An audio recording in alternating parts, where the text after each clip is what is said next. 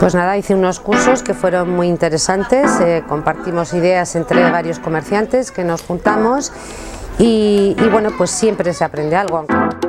Vino Ivonne a visitar mi tienda y bueno, pues estuvo mirando mi tienda y me hizo pues varias preguntas. Entonces pues bueno, me comentó que bueno, que por qué tenía puesta ahí esas cajas, que qué había en esas cajas, y yo le dije, digo, bueno, pues hay pañuelos. Me dijo, ¿y por qué no los pones de otra manera que el cliente que entra que vea que tú vendes pañuelos? Dice, yo vendía ropa sin probador y también pues me dio la idea de poner un probador y bueno, pues la gente se anima más a comprar la ropa al tener probador. Lo de los pañuelos no se me hubiera ocurrido nunca ponerles ahí donde les he puesto y de hecho he tenido mucha venta a raíz de poner los pañuelos así. O sea que su poco tiempo libre que lo dediquen porque siempre se aprende en cosas nuevas.